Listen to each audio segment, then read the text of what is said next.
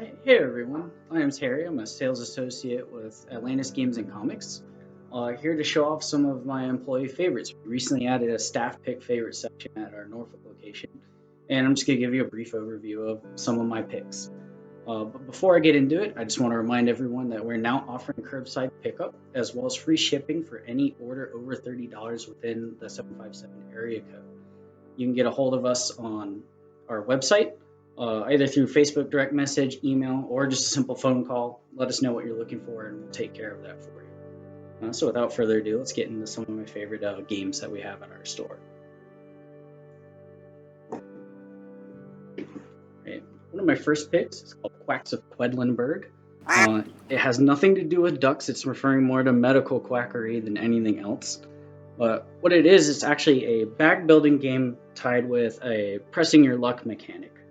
What you aim to do in this game is actually score points based on potions that you wind up building through ingredients that you purchase at the end of each round. It's a great game if you have a group of people that aren't really directly competitive. There's no mechanic that involves you influencing your opponent's actions, so it's really a great game for a slightly more casual crowd. If you look on the back, you can get a view of the actual play mats. Those little mats right there are actually the pots that you're building your potion into, and those little tokens are the ingredients. They have various effects, and the game has a ton of replay value because each ingredient has about three separate effects that you can choose. You'll see those little spell books will actually tell you what each of the tokens does, and you can actually flip them on either side, and there's two books for almost every ingredient. So there's a bunch of different combinations of outcomes that you can create within one game. But it's definitely great for, again, a casual crowd, but again, I play it pretty frequently with a group of cutthroat friends, so it's as competitive or as casual as you want. Alright, this one is Disney's Villainous. This is actually one of the expansions. We don't currently have the base game in, but you can order that. But the great thing about the Villainous expansions is that they're actually standalone expansions. They come with less playable options, but again, they are standalone. So this was one that actually surprised me a lot. It's kind of similar to Dice Throne if you've ever played that game. You play a bunch of different characters that all have a different objective in mind. So this one's pretty interesting in that, even on the title, everyone picks a different villain. And as mentioned, they each have a different requirement for winning the game. Some of them a little easier and more straightforward than others, and some of them much more difficult, but they have a little more agency over how they influence their opponents. The way the game actually plays out is you have this trackpad for each of your characters explaining the actions they can take, but the way you attempt to thwart your opponents in the game is they all have a hero deck themed to the movie that the villain is from.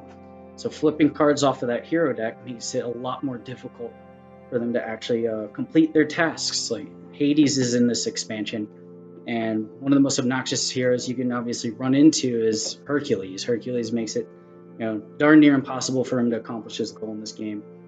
But pretty fun. A lot of variants, and again, a lot of expansions, and all the expansions are playable on their own. This one is called Coup.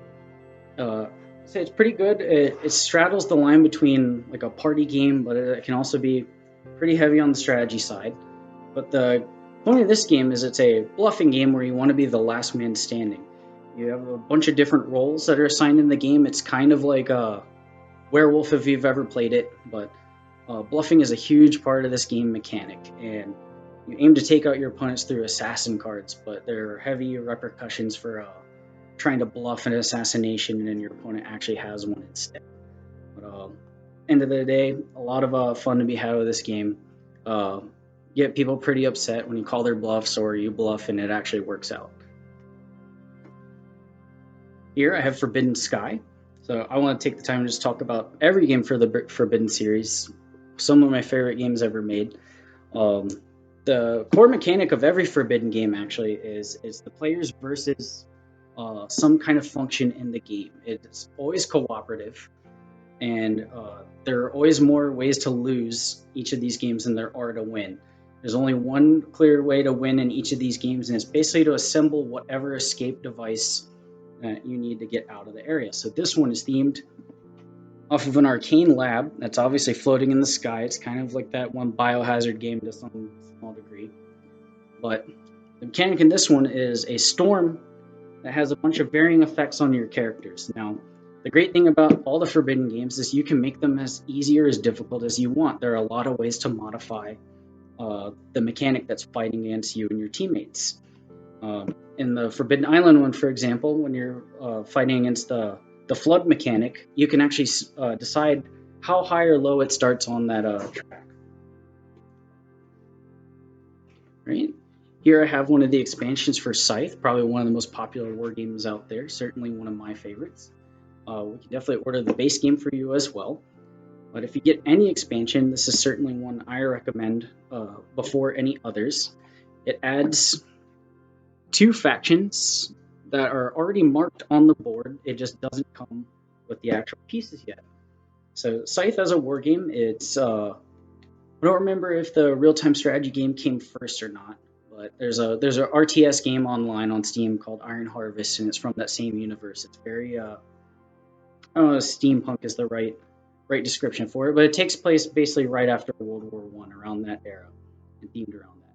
But the different factions are themed around existing like countries. See here, the purple one adds a Japanese themed faction, and this one is a British themed faction. But these are some of the only factions that actually affect the board by leaving tokens behind. It's called Invaders from Afar, and the invaders from the Far East can actually do kind of a scorched earth strategy. They leave behind little traps on the board to influence your opponent's movement. All right. If you like Clue, I think Obscurio is basically a strict upgrade to that game. It's basically Clue with a lot more interesting mechanics. So this is actually an asymmetrical cooperative game where one person is placed in the position of being I think they call it the grimoire, where you're actually giving them the rest of your teammates clues to try and figure out how to escape this library. And I forget the lore behind it, some like evil mage, something like that. But you have to kind of piece together, the limited information that the person acting as the grimoire is giving you. But the twist is that one player in the game, aside from the grimoire, is always a traitor. You don't know who it is from the start. Sometimes they don't even know, depending on what is occurring. But it's up to you guys to decide whether or not you can figure out the traitor, or if the traitor gets the upper hand, the grimoire is not really allowed to help you figure that out either. All right. And if I had to pick one that was probably my top pick out of all of my favorite games, is Root, pretty much the cutest war game in existence. So it is a war game. It's very similar to Scythe, but unlike Scythe, each of the factions plays almost entirely differently from one another. They all have incredibly different goals that they're trying to achieve with tools that are much unlike everyone else. So here you can see basically characters representing each of the main factions, with the headline one being Marquis de Cat. So Marquis is definitely the most straightforward one in how they want to achieve their goals. They're a very industrious faction that scores points on making buildings and basically attacking all the other factions. You have the Woodland Alliance. They're a bunch of the disenfranchised woodland animals that aim to basically start uprisings, and they can clear a lot of pieces off the board doing so. You have the Erie Dynasties. They're a group of pretty like squabbling high courts and aristocrats. They have a auto programming mechanic that you have to follow, and they go into turmoil if you can't conduct any of the actions that you're required to do, but they score very highly at the end of each round. Then my favorite, the Vagabond, who plays unlike any of them. He only gets 1 pawn on the board, and he looks to play all sides of the conflict and either curries favor by doing, actions for the other factions, or he can wind up getting points by stabbing a bunch of them in the back. And of course, because it's my absolute favorite game here, I have the expansion on my favorite shelf as well. The Riverfolk expansion adds 2 new main factions, as well as a Robo Marquise that adds a co-op mode to the game. Here you have the Lizard Cult. They are somewhat pacifists. They're very hard to attack with, but they get a lot of very strong actions from sacrificing their own units. And then the Riverfolk, a lot like the Vagabond, play all sides of the conflict going on.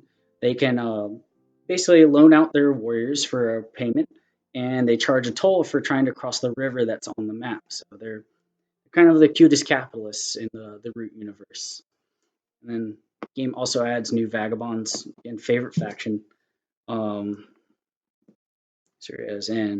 Mechanical Marquise right here. He plays on a program. I think it's 2 to 4 players.